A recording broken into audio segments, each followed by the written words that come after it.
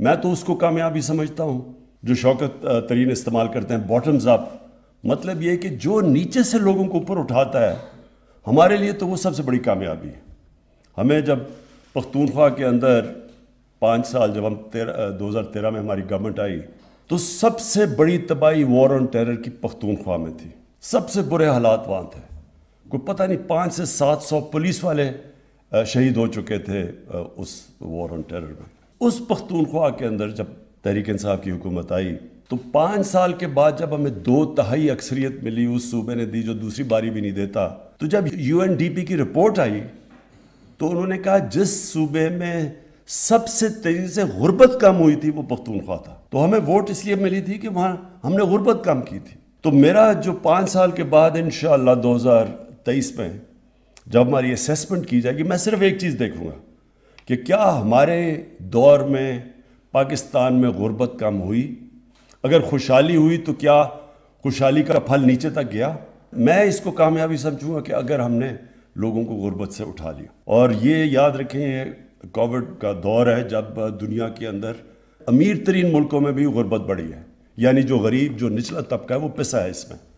تو ابھی بھی جو ورلڈ بینک کی رپورٹ ہے پاکستان میں غربت کم ہوئی ہے، تھوڑی سی ہے لیکن ہوئی کم ہے. تو یہ بھی میں کامیابی سمجھتا ہوں. تو یہ راست کا سب سے پہلا فائدہ یہ کہ ایک عام آدمی کے لیے آسانی پیدا ہوگی. وہ محنت کش لوگ ہوتے ہیں، ان کے پاس کہاں ٹائم ہوتا ہے بینک جانے کا، صبح سے لے کے شام تک کام کرتے ہیں اپنی فیملیز کے پیٹ پالنے کے لیے. تو ایک ان کے لیے یہ آسانی ہو جائے گی.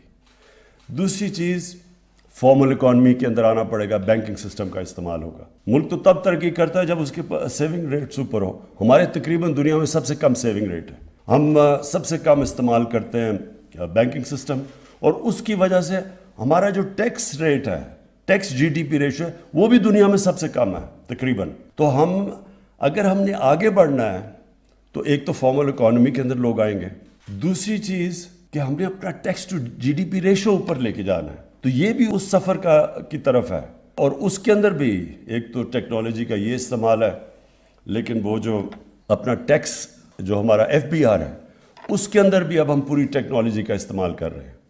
کیونکہ ہمارے خیال میں کہ ابھی تک فگر کیا ہے، سارے 22 کروڑ لوگوں میں 20 لاکھ لوگ ٹیکس دیتے ہیں. لیکن جو ہم نے ابھی اپنی سروے کی ہے اس کے مطابق کتنے لوگ جو گھروں میں گاڑیاں کھڑی ہے، ان کے پاس موٹر ہے لیکن وہ ٹیکس نہیں دیتے.